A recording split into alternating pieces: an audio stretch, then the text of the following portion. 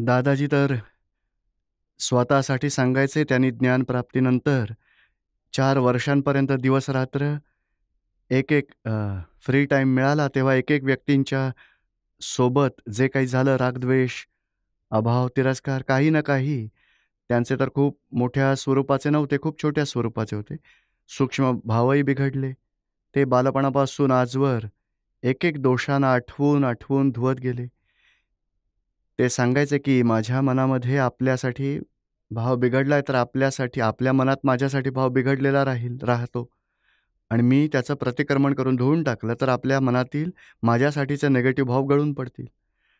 तर आमच्याकडून जितकेही पॉसिबल एक-एक व्यक्तींना आठवून राग, द्वेष, मोह सगळे धुवून टाका. धुवून सगळ्या फाईल्स क्लिअर झाल्या, तर मोक्षासाठी कोणताही अडथळा नाहीये. दुसऱ्यांना दोषी बघणं बंद करून टाकायचंय. व्यवस्थितची आज्ञा अशी आहे, त्याने असं का केलं? लगेच जागृती येणार नाही. शुद्धात्मा असं करणार नाही आणि प्रकृतीचा भरलेला माल निघतो आहे. चंदूच्या प्रकृतीचा भरलेला माल. त्यात तो स्वतः दोषी नाहीये. शुद्धात्माही दोषी नाहीये, चंदूही दोषी नाहीये. कारण चंदूचा तो प्रकृतीमधून निघालेला माल पूर्वभावात चार्ज केला होता, आता डिस्चार्ज. डिस्चार्जमध्ये कोणीही गुन्हेगार नाहीये. अशी जागृती ठेवल्याने झालं ते व्यवस्थित आणि रिअलमध्ये शुद्धात्मा, तर लगेच निर्दोष दृष्टी होईल आणि निर्दोष दृष्टी असेल, की रागद्वेषाची तार सगळी काही तुटून जाईल. तर फायलींमधून आपण सुटून जाऊ. या 5 आज्ञा खूपच मोठ्या चाव्या आहेत. एक-एक प्रत्येक प्रसंगामध्ये, प्रत्येक अवस्थेत आपण ज्ञान अप्लाइड करावं. म्हणजे दोषही सुटून जातील, व्यक्तींसोबतचे हिशोबही संपून जातील आणि आतून मुक्तीचा अनुभव वाढेल. हळू-हळू एकेका दिवसात किती सगळ्या प्रकारचे दोष समाप्त नाही होणार. कधी काही संघर्ष होणारच आहे. काही डिस्कम्फर्ट, डिसॲडजस्टमेंट आली, तरी हे ज्ञान अप्लाइड करायचं आहे. नॉर्मल व्यवहार, कुणाला दुःख न हो, अशा व्यवहारातही जागृतीत राहिलात तरी जरी जरी संघर्ष झाला, काही दबाव आला प्रकृतीचा, कधी मनमानी नाही झाली, मन अपसेट झालं, समोरच्याने कधी क्रोध केला, अपमान केला, तर ज्ञानाचं हे टेस्टिंग करायचं आहे. तेव्हा हे ज्ञान अप्लाय करायचं. नाही फाईल आहे, समभावाने निकाल करायचा आहे. असे हळू ज्ञानाचं सेटिंग करत जायचं आहे. त्यात तुम्हाला मदत खूपच होत जाईल बघा. चरणविधी आहे, 9 कलमं आहेत, नमस्कार विधी आहेत. सगळे आपल्याला खूप जास्त पॉवर देतात जागृतीची. विधी, वाचन, सामायिक प्रतिक्रमणशिवाय वाचनात दादाजींची पुस्तकं जरूर वाचायची. आप्तवाणी, नंतर लहान-मोठी बरीच सगळी पुस्तकं रिप्रिंट झाली आहेत, ट्रान्सलेट झाली आहेत. तीही वाचायची. निजदोष दर्शनातून निर्दोष, प्रतिक्रमण, भोगतो त्याची चूक, झाला तो न्याय. चांगली चांगली पुस्तकं आहेत. आणि नंतर कमीत कमी रोज निश्चय करायचा, की दादाजींच्या 5 आज्ञांमध्ये राहायचं आहे आणि काही वेळ काढायचा रात्री झोपण्यापूर्वी. 5 आज्ञांमध्ये राहूनही कुठे चूक भूल झाली, सर्वांचा शुद्धात्मा बघा. नाही दिसला तर मग पुन्हा रिसेट करा. नाही, शुद्धात्मा बघायचाच आहे. कुणाचेही दोष दिसले, करता बघितला, तरी प्रतिक्रमण करून पुन्हा निर्दोष बघा, अकर्ता बघा. समभाव कुठे राहून गेला, रागद्वेष कुठे झाले, पुन्हा रिसेट करा, की नाही समभावानेच निकाल करायचा आहे. फाईल्स समजायचे, निर्दोष बघायचं आहे. रागद्वेष होऊ नाही द्यायचे आहेत, झालेच तर प्रतिक्रमण करा. कमीत कमी 10-15 मिनिटं रोज काढायचे आहेत. 5 आज्ञा कुठे चूक भूल झाली आणि 5 आज्ञा कोणी चुकवल्या. क्रोध, मान, माया, लोभ, अहंकार, ममता, मोह सगळे दोषच आज्ञांचं पालन नाही करू देत. त्यातलाच भरलेला माल म्हणतात. डिस्चार्ज प्रकृतीचा माल डिस्टर्ब करत असतो.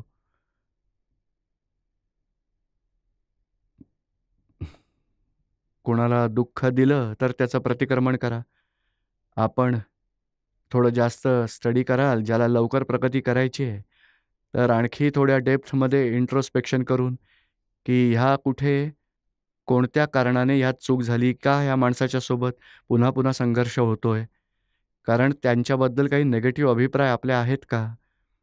कधी एकदा का चूक झाली तर मन बुद्धी आपली धरून चालते की बघा तो असा आहे, खोटा माणूस आहे, पुन्हा पुन्हा खोटं बोलतोय, आपल्याला अडचणीत टाकतोय. तर ही बुद्धी निगेटिव्ह अभिप्राय देते आणि त्याचमुळे त्या व्यक्तीसोबत अभावाचा, तिरस्काराचा, द्वेषाचा व्यवहार हा उत्पन्न होतो. तर आपण सामायिकमध्ये बघायचं आपले अभिप्राय व्यक्तींसाठी किती चुकले, किती निगेटिव्ह अभिप्राय आहेत, तर त्याचं प्रतिक्रमण करायचं आणि अभिप्राय सोडून द्यायचे. संयोगाधीन माणसाने ते केलंय, त्याचा काय दोष? संयोग त्याच वेळी जसं होतं त्याचा व्यवहार घडला. तोही भरलेला माळ आहे प्रकृतीचा, नेहमीच तसा नाही राहणार. हळूहळू ज्ञानाचं सेटिंग करत जायचं. शुद्धात्मा बघायचा रिअलमध्ये, रिलेटिव्हमध्ये निर्दोष बघायचं.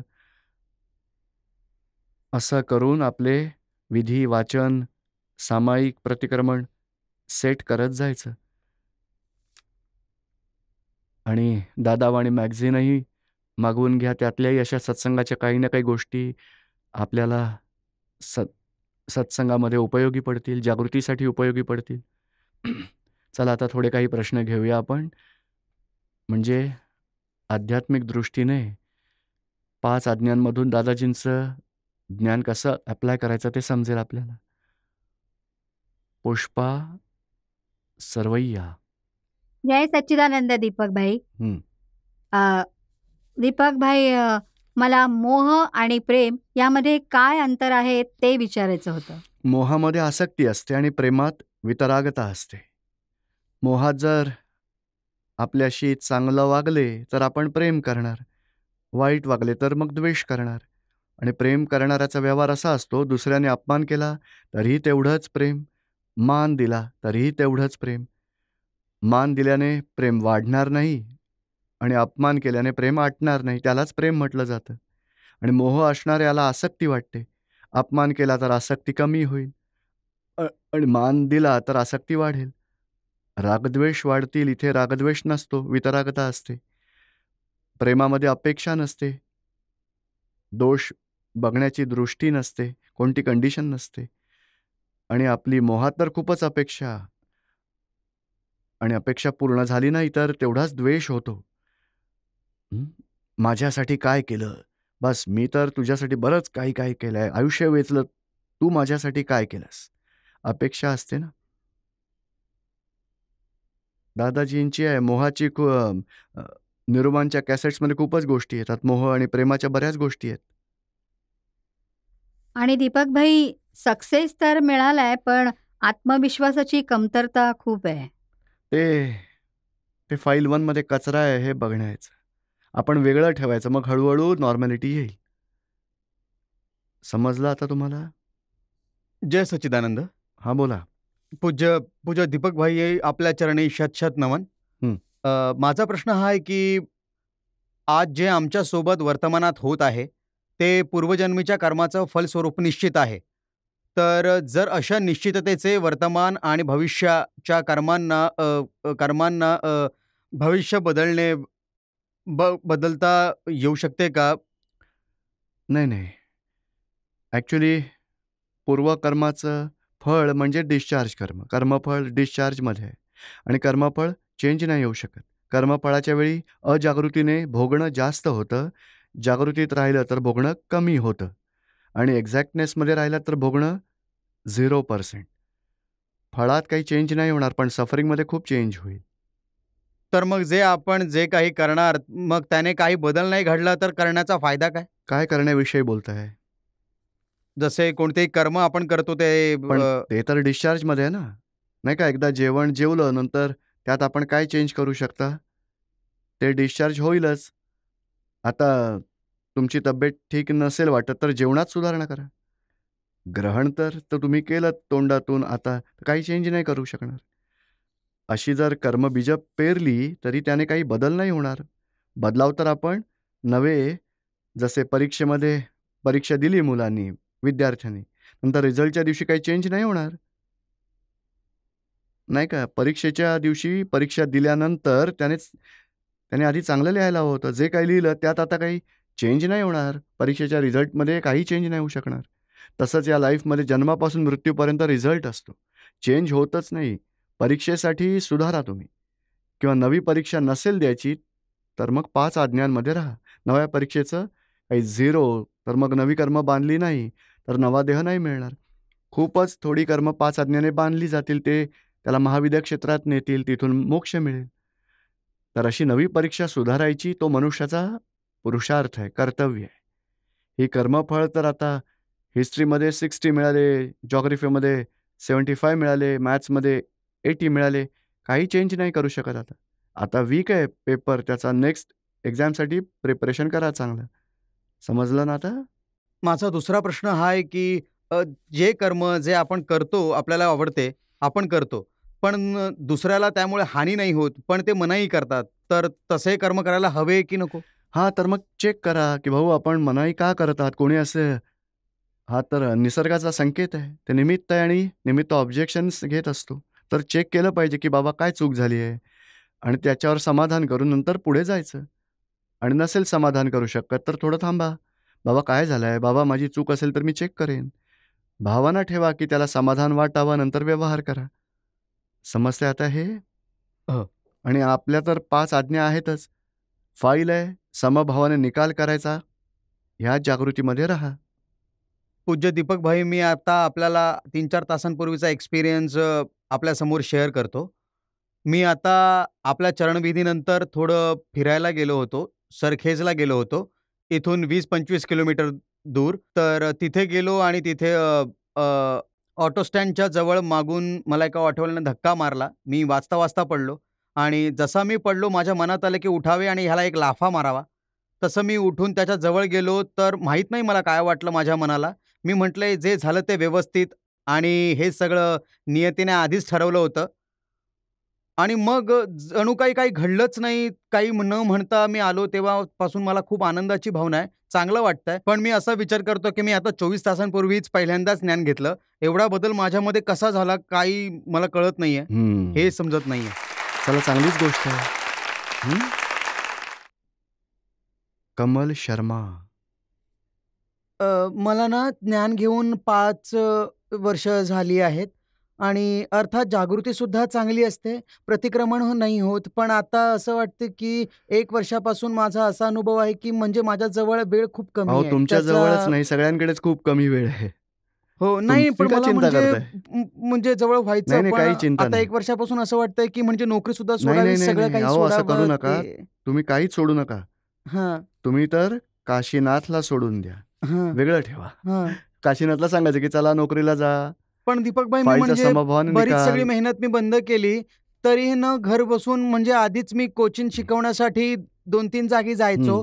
त्या 3 गोष्टी सोडल्यानंतर मी घरी बघितलं तर आधी म्हणजे 70 मुले शिकवायचो, आता 150 येतात. घरी नाही, त्यातच सगळा हरकत वेळ नाही, जाऊ जातो. द्या. कारण ही फाईल 1 व्यवहारामध्ये राहील आणि तुम्ही शुद्धात्म्यात राहायचं. दादाजी काय म्हणायचे? एक माणूस दादाजी मी नोकरी सोडून देतो. नाही, तुम्ही नोकरी धरून ठेवा आणि काशीनाथने नोकरी सोडायची नाही. तुम्ही शुद्धात्म्यात राहा, काशीनाथ व्यवहारात राहील. तो नोकरी धंदा जे काही आहे ते पूर्ण करेल. फाईलचा समभावाने निकाल. हां, काही कारणाने सुटली आपोआप, पण तुम्ही सोडायची नाही. कर्म पूर्ण होऊ द्या, आपोआप सुटत जाईल. काय? होय. दुसरा प्रश्न हा आहे की अर्थात मला म्हणजे रिलेटिव्हकडे अजिबात जायची इच्छाच नाहीये. पण मी कुठे गेलो तर माझा चरणविधी वगैरे सगळं सुटून जातं, म्हणून मला असं वाटतं की कोणाकडे नाही, जाऊच नाही, नाही, नये. असं काही नाही. हे रिलेटिव्ह 2 नंबरचा प्लॅटफॉर्म असेल आणि रिअल 1 नंबरचा. दोन्ही ट्रेन्स हं, वेगवेगळे ट्रॅक्स आहेत बघा. हं. दोन्ही मिक्स होणारच नाहीत.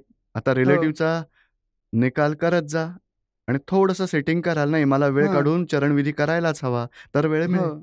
हं, आणि तुम्ही काशीनाथ काय करतो ते बघा, जाणा वेगळं राहून. तोच आत्म्याचा धर्म आहे. हं, प्रकृतीला अडथळा थांबवणं, हं, त्या प्रकृतीला थांबवणं हा तो आत्म्याचा धर्म नाही. प्रकृती काय करतेय तो आपला धर्म आहे. ते जाणणं आपला धर्म आहे. हं. आणि आणि काही चरणविधी नाही येऊ शकत ही वेगळी गोष्ट आहे. पण आपण वेळेचं सेटिंग नीट करायचं, म्हणजे आपण आपल्या पुरुषार्थासाठी काही करू शकू. पण खरा पुरुषार्थ तर हा काशीनाथ काय करतोय त्याला जाणणं सगळ्यात उच्च पुरुषार्थ आहे. उद्देश्य आपण म्हणजे 5 आज्ञांमध्ये राहून समभावाने निकाल कराल तर दादाजींचा आशीर्वाद मिळेल. तो मिळणारच आहे तुम्हाला. जेव्हा कर्मफळ येतं तेव्हा म्हणते कोणी कसंही वागतं, वाईट वागतं, काहीही होतं, तेव्हा आतून भाव असेच राहतात की ह्याला काहीतरी कष्ट मिळावे तेव्हाच त्याला समजेल असं होतं. नाही, म्हणजे नाही. काय पण कळत नाही. आपण त्याला प्रार्थना करायची की हे शुद्धात्मा भगवान यांना शांती लाभेल अशी पण कृपा करा. त्यावेळी असं हे होतच असतं. हो, पण नंतर सुधारायचं. हो, पण त्याने काही फरक तर नाही ना नाही, पडणार. नाही. पण ज्ञानाने कर्मबंधनात काही कर्मबंधन नाही वाढणार. जय सच्चिदानंद. जय सच्चिदानंद. मोनिका लालवाणी.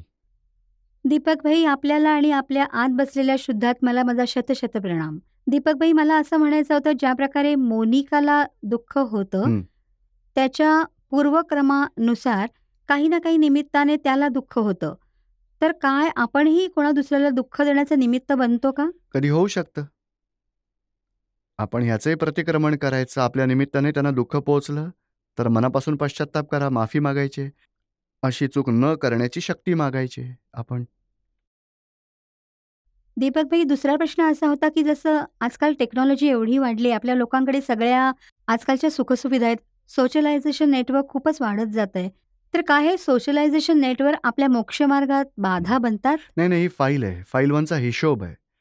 अशा या सिच्युएशनमध्ये आले तर समभावाने निकाल करायचा. आपणही टेक्नॉलॉजी यूज करतो ना, बघा मायक्रोफोन आहे, लाईट आहे, कॅमेरा सगळं आहे.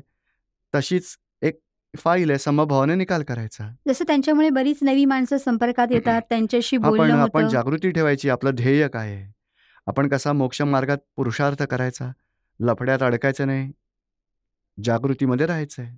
दीपक भाई, आणखीन एक लास्ट प्रश्न होता असा की फाईलविषयी थोडं आणखीन डिटेलमध्ये सांगावं. काय आम्हीही आमच्यासाठी फाईल आहोत? नाही, ह्या फाईल्स तर वेगळ्या आहेत. ज्यांच्याबरोबर रागद्वेष आहेत, ह्या तर मोक्षमार्गात हेल्प करतात एक दुसऱ्याला. तर जेवढ्याही जिवंत लोकांना आपण भेटतो त्या आपल्यासाठी फाईल्स. फाईल ज्यांच्यासोबत रागद्वेष आहेत, रस्त्यातून कित्येक लोक येत जात असतात, सगळे फाईल नाहीत. आणि कोणाला धक्का लागला तर समजायचं फाईल समभावाने निकाल लावा. रागद्वेष होतात तर फाईल समजायची. सगळे घरचे, नातेवाईक त्या सगळ्या फाईल्स आहेत आपल्या शेजारी पाजारी. जय सच्चिदानंद. विजय कुमार. जय सच्चिदानंद. दीपक भाई, हा, बोला. सामायिकच्या विषयी थोडं बोलावं. एक्झॅक्ट काय डीप म्हणजे सामायिक नाही होऊ शकत चांगल्या प्रकारे. हा, पण सुपरफ्ल्युअस तरी होतो ना. तर सुपरफ्ल्युअसने दोष पूर्ण धुवून जात नाही, तसेच राहतात तसेच्या तसेच. दोषांचे तर खूपच लेयर्स असतात. एकदा प्रतिक्रमण झालं तर एक लेयर जातो. सामायिकमध्ये आता- बघितलं तर एक लेयर जाईल. पण वेळ जाईल. पण आपली तर सिंपल पद्धत आहे. दुसऱ्यांना दुःख दिलं त्याचं प्रतिक्रमण विजय कुमारकडून करून घ्यायचं. एक आणखी दोषांचं मूळ कारण काय आहे जरा चेक करायचं की बाबा मान आहे वा लोभ आहे का मोह आहे, मनमानी आहे, काही आग्रह आहे, अभिप्राय आहे. चेक करायचं. थोडं 2-5 मिनिटं काढायची. का असं का झालं? आधी या माणसासोबत काय झालं होतं? पुन्हा हे कधी झालं? आज काय झालं? असं झालं. सगळं असं हळूहळू ॲनालिसिस करायचं. तेच सामायिक. आणि नाही जास्त डीपमध्ये गेलात तरी हरकत नाही. पण आपण लक्ष दिलं तर हळूहळू एक एक लेयर कमी होत जाईल मग. आणखीन जर म्हणजे आपण कोणाचा दोष बघितलं की हा बारीक आहे की जाडा आहे, आणि त्याच वेळी त्याचे असं होतं की हा शुद्धात्मा आहे पण रिलेटिव्हमध्ये जाडा आहे, तर जर मी नंतर त्याचं प्रतिक्रमण नाही केलं, ॲट द मोमेंट असं हे बघितलं की हा शुद्धात्मा आहे की रिलेटिव्हमध्ये थोडासा जाडा आहे, नंतर त्यांचं सेपरेटली प्रतिक्रमण करावं लागेल की नाही? पण त्यासाठी दोषदृष्टी झाली तर प्रतिक्रमण करावं लागेल. दुःख पोहोचलं तर करावं लागेल. नाही, म्हणजे त्याला नाही माहित की मी त्याला जाडा म्हणालो. त्याला माहित नाहीये, पण आपल्या मनात त्याच्याबद्दल निगेटिव्ह आलाय ना. हा. तर मग तुम्ही सांगायचं विजय कुमारला प्रतिक्रमण कर. म्हणजे जर आपण आपल्याला विजयपासून सेपरेटली ठेवलं, सेपरेट ठेवलं सेपरेट ठेवून कोणाचे दोष बघायचे, तर प्रतिक्रमण विजय कुमारकडून करून घ्यायचं. तरीही प्रतिक्रमण करावंच लागेल. करायलाच हवं. हा, नॉर्मल व्यवहार ठेवा, यावं बसावं जावं ठीक आहे. जाण्या म्हणला मग निगेटिव्ह झालं तर प्रतिक्रमण करा. काही भाव बिघडले शुद्धात्मा नाही पाहिलात आणि रिलेटिव्हमध्ये काही प्रकृती वशात जे आहे त्याचा व्यवहार, त्याच्यासाठी आपण थट्टा मस्करी केली, जरी काही केलं तरी प्रतिक्रमण आवश्यक आहे. आणि त्याबरोबर मी भाग म्हणजे तसंच आहे, थोडं सेपरेट आहे. विजय थोडासा सेपरेट आहे आणि मी जाणणारा बघणारा सेपरेट आहे. पण एक भाग आहे, जसं ज्ञानाच्या पूर्वी मी होतो तसा आताच मी आहे ज्ञानाचा भाग. ते आहे तसंच राहू द्या. ते तर डिस्चार्ज आहे, फळ देऊन निघून जाईल. दोषाचा उदय होईल, तोही जाईल मग आणि स्वतःही डिझॉल्व्ह होत जाईल. डिस्चार्जमध्ये आहे ना. तुम्ही आता आपल्या जागृतीत आलात. डिस्चार्ज अहंकार तर आहे, तो फळ देऊन जाईल. त्याच अहंकाराने कोणाला दुःख पोहोचलं त्याचं आपण प्रतिक्रमण करायचंय. पण तो अहंकार केव्हा डिझॉल्व्ह होणार? तो कर्माचा उदय भोगल्यावर भोगलेपणाचा अहंकार तर राहीलच राहील. कर्तापणाचा अहंकार जाईल, भोगीपणाचा राहील आणि तो डिस्चार्ज अहंकार आहे. ते फळ उदयकर्म भोगेलही आणि उदयकर्म समाप्त झालं की फळही समाप्त होईल आणि अहंकारही समाप्त होईल. हळूहळू जाईल तो. तो तर जीवनाच्या शेवटच्या श्वासापर्यंत राहील. डिस्चार्ज तो अहंकार. डिस्चार्ज अहंकार समाप्त झाला. म्हणजे जाणत्या आणि बघणाऱ्याला असं वाटेल की मी कोण बरोबर आहे. कोणाला? जाणणारा म्हणजे फाईल 1 हां. मध्ये जोडलेला आहे. तो तर ते ज्ञेय आणि आपण ज्ञाता आहात. हं. त्याला बघायचं, जाणायचं आणि दुसऱ्यांना दुःख दिलं तर प्रतिक्रमण करायचं. आता ह्याच पुरुषार्थात राहा. पुढच्या स्टेजमध्ये सकाळपासून रात्रीपर्यंत मनात काय विचार येतात, वाणीने कोणासोबत काय बोललं जातं, वर्तन कशा प्रकारचं होत आहे, बुद्धी काय सांगतेय, चित्त कुठे जात आहे, अहंकार काय सफरिंग भोगतोय, सर्वांना जाणायचं आहे, वेगळं ठेवायचं आहे. त्या पुढच्या स्टेजच्या सामायिकमध्ये असं करायचं. फक्त विचारांना जाणलं तरी खूप एकेका तासात तर 50, 100, 200 विचार येतात. आठवतच नाही आपल्याला, विचारच नाही कोणासाठी काय, असंच बघतो आपण. नजर पडली तरी किती विचार येतात, 2-5. तरी त्याच्यावर जागृती ठेवायची. हे तर तन्मयाकार होऊन जातो आपण. हळूहळू जागृती. पण आपला तो दुसऱ्या स्टेजचं सामायिक आहे. फर्स्ट स्टेजचं सामायिक तर कुणाला दुःख दिलं, कुणाचं नुकसान केलं, कोणाप्रती भाव बिघडवलेत, विकारी भाव झाले, सगळ्याचं प्रतिक्रमण करा. तेच आधी करा. कारण दोष समाप्त झाल्यानंतर पुढच्या जागृतीमध्ये आपल्याला ज्ञाता द्रष्टा एक्झॅक्ट राहायचं आहे.